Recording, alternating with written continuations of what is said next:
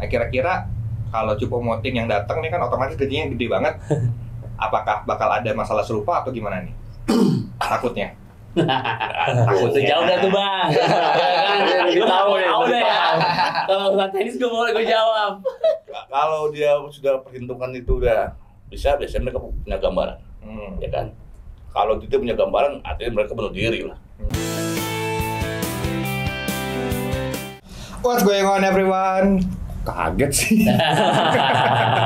Balik lagi bareng gua Kenza di Koprol Bola. Di sini kita bakal ngobrolin bola Indonesia sambil ngopi-ngopi. Pas banget gua bilang ngopi, kopinya datang nih. Kopi datang. Oke Bi. Mantap. Di episode kali ini gua Udah cukup Bi. Aman.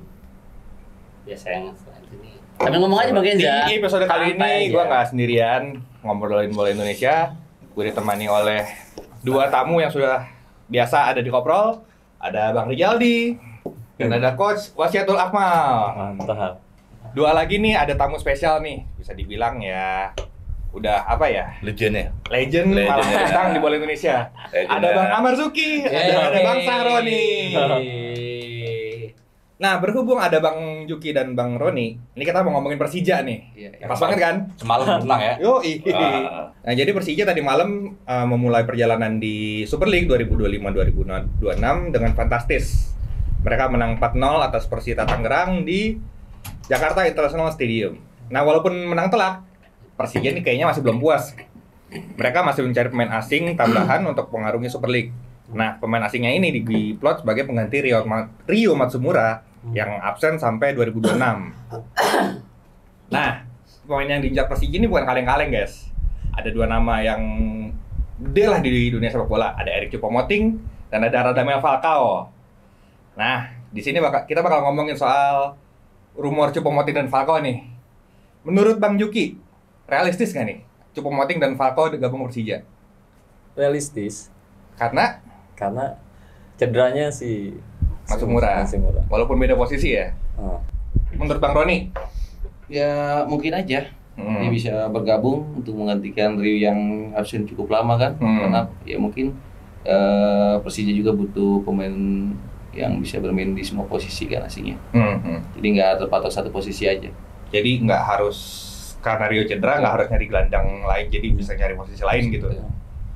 Nah ini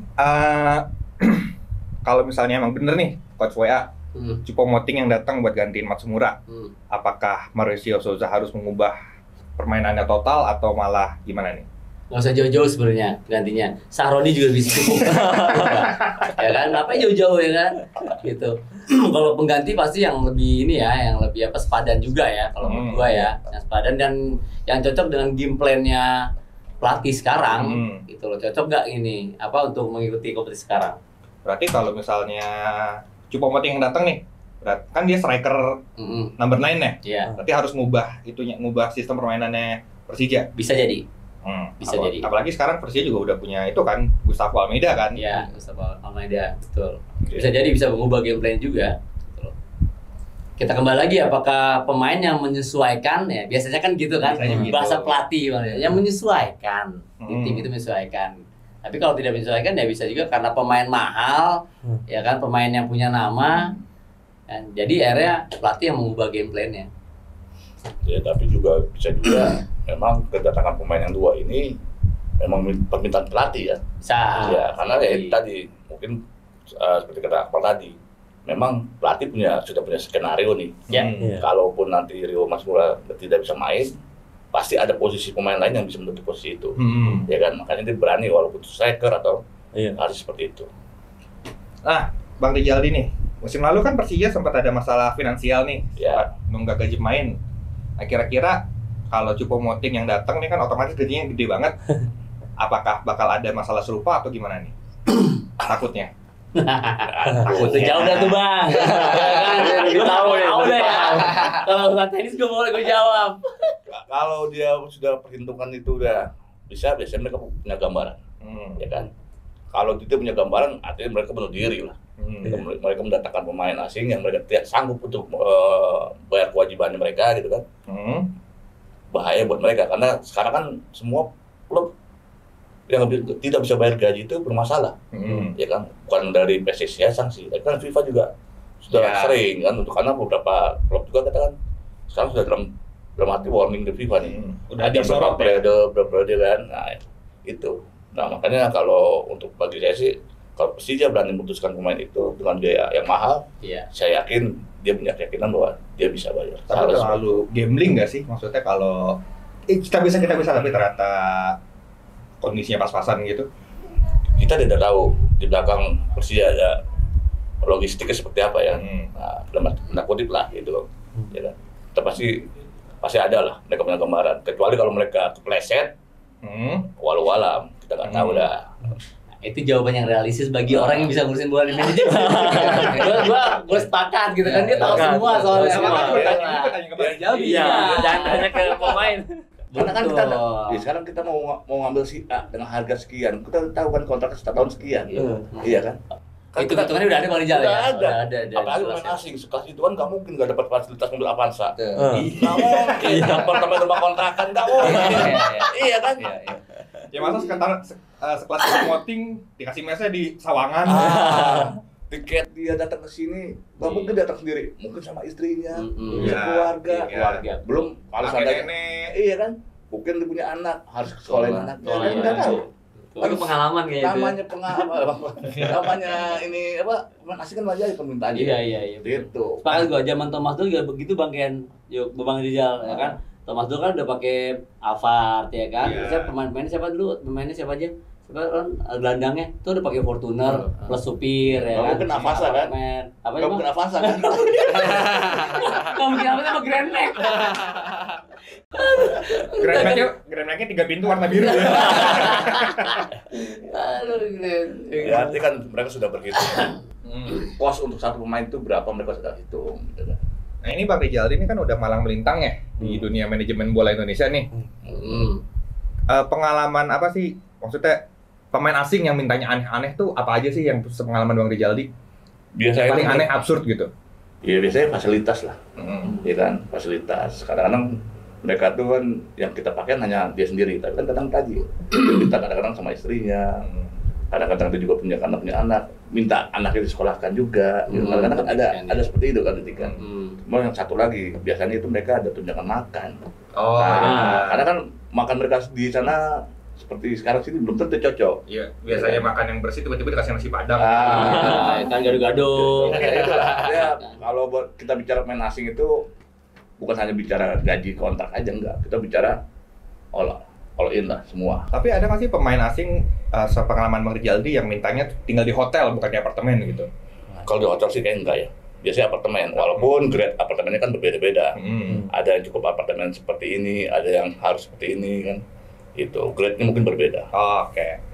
Oke, ini kita udah ngebahas rumornya, ini ngebahas soal teknis lah nih ke Bang Juki dan Bang Roni. Nah, ini Persija kemarin menang 4-0 nih di debutnya Mauricio Souza.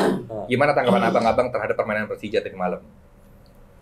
Tandingan tadi malam saya sangat terkejut. Kata-kata dewasa sekali kamu ya. Luar biasa sepanjang tim Persija dengan permainan yang bagi saya luar biasa. Udah sesuai ekspektasi atau malah melebihi ekspektasi nih Bang? Kalau dari saya sebenarnya udah sesuai, cuman kalau dari pelatih kan kita nggak tahu pelatihnya. Bang Roni gimana ngeliat Persija tadi malam Bang? Luar biasa mengejutkan ya Coach Akmal ya. Apalagi pertandingan perdana kan. Ya pertandingan perdana ya secara permainan keseluruhan sih bagus. Tapi ya itu lagi karena ini pertandingan perdana dan masih banyak pertandingan lainnya. Dia harus lebih konsistensi, kalau bisa harus lebih ditingkatkan lagi. Nah ini Persija nih karena tadi malam menang nih jadi tim paling produktif lah di Super League musim ini.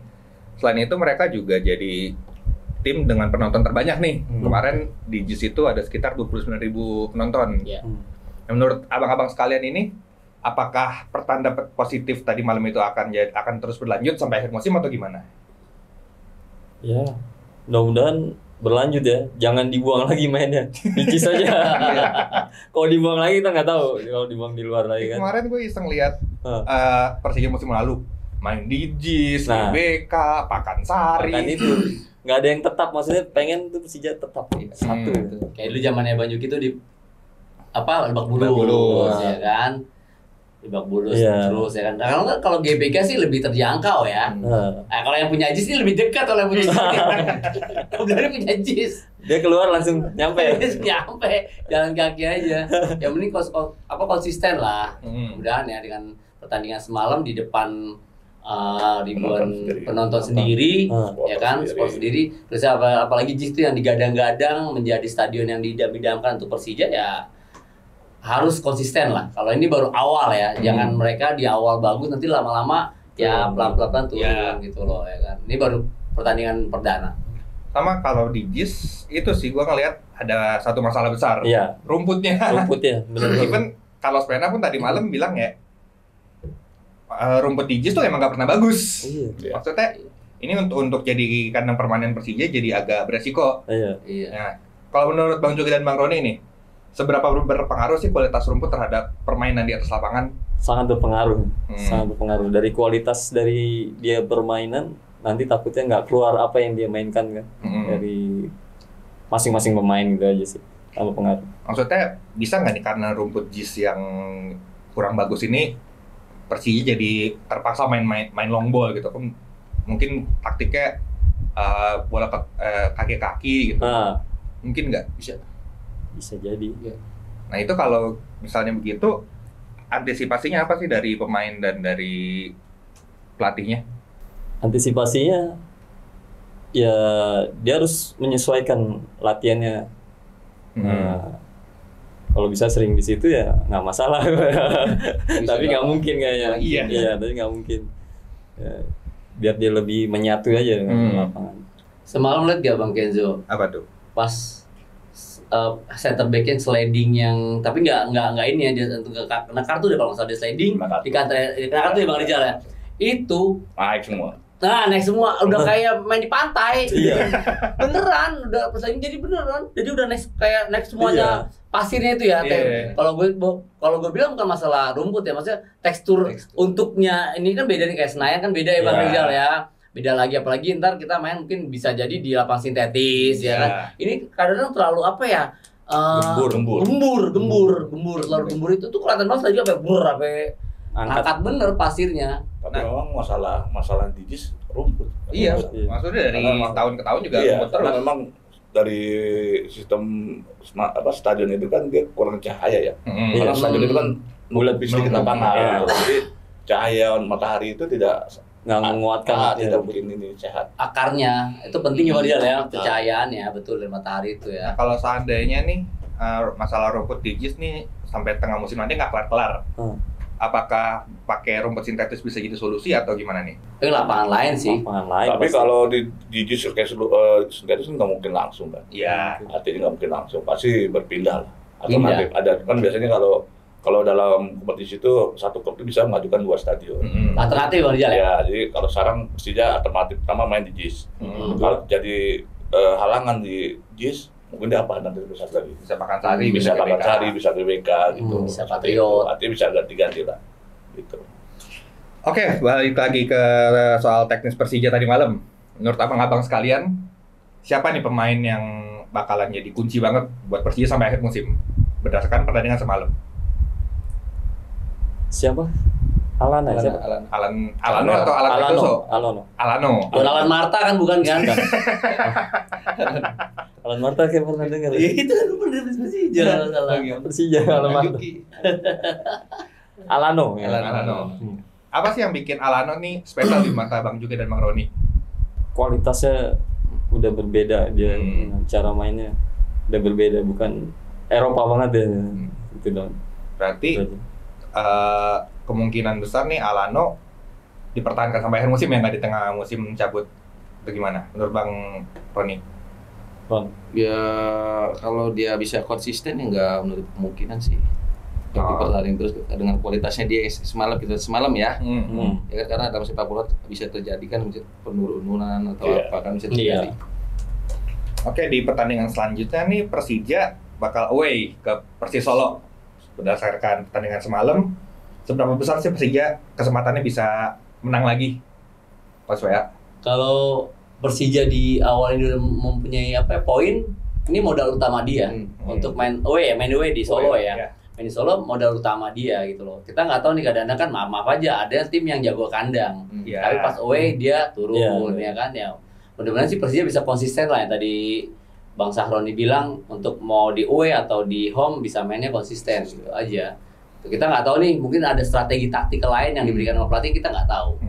Pasti kan juga pelatih juga menganalisa bagaimana tim lawan bisa menghadapi Persija seperti apa. Misalnya tim lawan yang menghadapi Persija pasti beda ya Bang Rijal ya.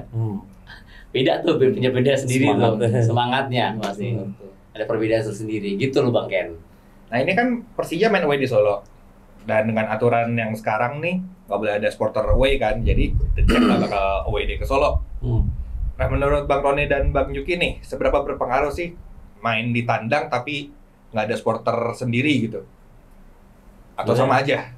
Sangat berpengaruh ya biasanya. Kalau nggak ada supporter tuh motivasi semangat terbakar ya waktu itu. Jadi pengen memenangkan pertandingan tuh lebih besar. Nah ini juga sempat jadi kontroversi nih karena si Pak Ferry Paulus bilang dari FIFA nih masih belum ngizinin, tapi begitu diminta suratnya kayak dia ngeles nih. Nah ini menurut Bang Roni, Bang Juki nih ada apa sebenarnya nih? Kenapa supporter away masih nggak boleh? Mungkin suruh ngopi dulu kali. Biar nggak oleng. Ada apa ya itu? Nah, ada apa nih Bang Roni, Bang Juki nih? Tapi kalau itu kurang tahu hal banyak ya di situ supporter. Ya, saya berharap sih supporter tetap normal seperti apa yang dilakukan sebelumnya. Kondusif. Tapi tetap terjaga dan kondusif ya betul. Nggak ada rusuh-rusuh kayak ada rusuh-rusuh yang sebelumnya. Maksudnya udah capek nggak sih kita dengar berita supporter rusuh? Ya supporter lebih dewasa lah udah. Ya sekarang juga udah bukan eranya mencari mencari nama dari rusuh sih. Maksudnya yang modelan kayak supporternya BCS tuh kan mereka dapat namanya dari kreativitas dari fanatisme. Setuju saya gitu. Nah, Bang Juki ada pesan kan nih buat The Jack Mania nih? Pesannya cuma satu, itu aja ya jangan rusuh itu aja. Iya, sebagai putra Betawi untuk The Jack Mania. Buat Jack Mania dukung terus lah Persija. Jangan stop sampai di sini aja, terus sampai kalau dibilang aja jangan sampai mati lah, jangan sampai akhir kompetisi. Iya, sampai akhir kompetisi itu. Akhir kompetisi berarti musim depan nggak dukung. Jangan lah. Kan mulai lagi. Pokoknya sampai seterusnya lah. Mulai lagi. Gitu aja. Oke, terakhir nih untuk abang-abang semua. Kira-kira Persija bakal finish di posisi berapa musim depan? Musim ini? Prediksi lo. Optimis ya, satu. Bang Roni? Ya ada di papan atas lah dia. Berapa nih? 1, 2, 3, 4, 5, 10? Mungkin kalau bisa juga 1. Bisa juga 1. Coach WA? 3 besar lah. 3 besar. Bang Rijaldi? 7 besar lah. Makin turun. Dia besar. Bang Rijaldi udah besar. Oke, segini aja pembicaraan kita di Koprol Bola hari ini.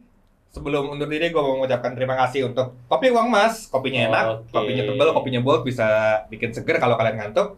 Terima kasih juga untuk Ako FIFA dan juga untuk KAF. Untuk teman-teman semua yang mau ikutan diskusi ngebahas Persija musim ini, bisa langsung tulis aja di kolom komentar. Oke, gue Kenza mewakili kru yang bertugas, pamit undur diri. Sampai jumpa di episode selanjutnya. Bye-bye.